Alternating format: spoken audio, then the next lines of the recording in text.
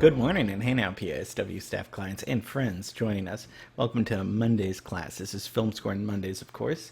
This is, if you're just joining us, this is where I take a scene and we look at it, and I take out the music, and you guys give me your own score, and we kind of play the role of the film composer, and it's been a lot of fun. And thank you for playing along. So if you haven't done it yet, just send me the link. You can email it to me or fax it to me. I'm just kidding. Email it to me, and I'll put it in and I'll embed it, and then we'll look at the results on Friday. So we've been having a lot of fun with this. So we looked at the famous Jurassic Park scene where they first see the dinosaurs, and that was great. You guys sent me in some great stuff. So that was filmed in Hawaii. So let's fly over to Ohio. Why, you ask? Because we're going to look at our next assignment, which is the 1994 film Shawshank Redemption. Shawshank is filmed in Ohio. That's why we're going there, at a fictional. It's based on a fictional prison in Maine, actually, but they filmed it there. We'll talk about the movie, the context of what's happening that year. We'll look at your scene, and it'll just be a great Monday to get back into the week. So it comes out in '94. It's an American drama film, written and directed by Frank Darabont, and Hungarian writer, producer, director, and based on the 1982 Stephen King novella, Rita Hayworth and Shawshank Redemption. In '94, if we take a look at what happens in '94, well, we know the O.J. Simpson trial is happening, which is the biggest thing kind of in the world, that's happening right here in LA. But it's a big year for media, for technology and movies. So this is the first time we get digital TV, actually. So there's no more analog. Well, I mean, analog's going out, but this is the world's first digital satellite television services launch. So this is going to change how we watch movies forever. And then we get some huge movies coming out that year. We get Forrest Gump. We get Dumb and Dumber and The Mask. So we get good comedies like that. We get Pulp Fiction, which is going to introduce Tarantino and a super worldwide celebrity and a whole new genre of filmmaking. A new genre. We get Speed, a great action movie. So a lot of great movies come out this year. Shawshank was nominated for 7 Academy Awards, didn't win any, and it was kind of I don't know, not a box office failure, but people have said that.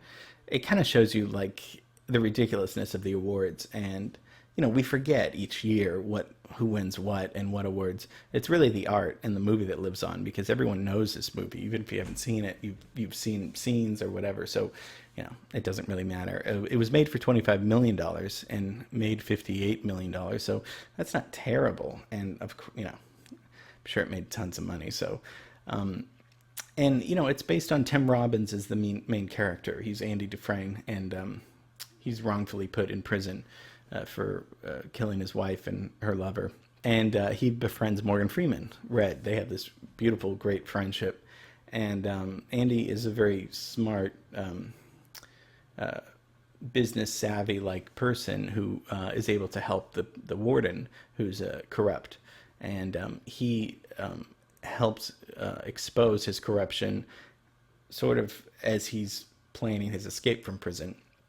The audience doesn't really know that he's doing this. That's why the Rita Hayworth poster is so important, because it's covering his nightly activities of escaping from prison, which takes 19 years. But I guess if you're in there all your life, there's nothing else to do. So it takes 19 years for him to get this escape with using this little hammer. So we'll look at that scene, and it's pretty cool. People have made comparisons to Andy's Christ-like figure, put in this horrible situation with other, people that are, kind of this lower life kind of desperate people, and he kind of gets people to rise above a little bit. he's got a lot of integrity in this movie. And there's certain symbols. Frank Darabont said he didn't plan it this way, but he sees the way, and I can kind of see some parallels a little bit. I mean, integrity is a big thing, and he's in this place where integrity is lacking completely in a prison. I mean, there's no real lower place to be than at a prison. So when you think of he's at the depths of kind of lower society. So let's look at the scene we're going to be scoring. This is finally when he's made the escape and he's set free.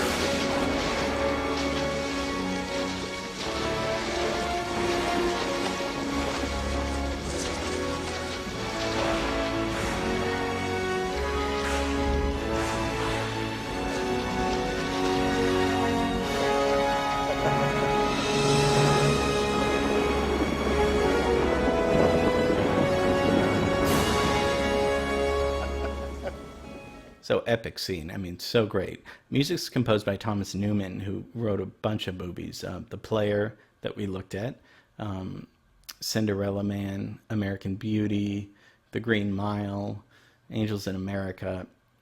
I mean, tons and tons. Really great composer, and came from a composer dynasty. His whole family. I mean, his brother is David Newman, who's a famous composer and conductor. Their father was Alfred Newman, who's a really famous film composer of the golden era of Hollywood. And his sister Maria Newman's a composer. Uncles Lionel and Emil Newman were composers. And his cousins Randy Newman, the famous songwriter and composer. So super talented musical family. Let's look at the scene without the music now.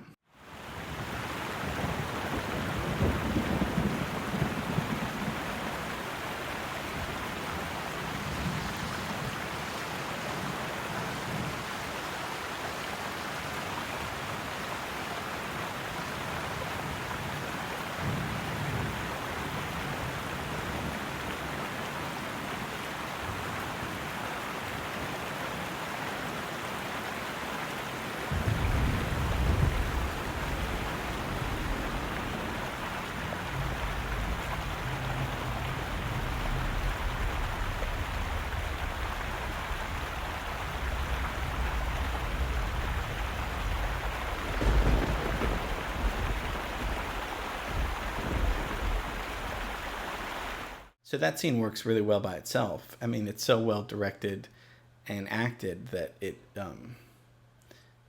it's a really powerful scene. But we're going to need to come up with a score.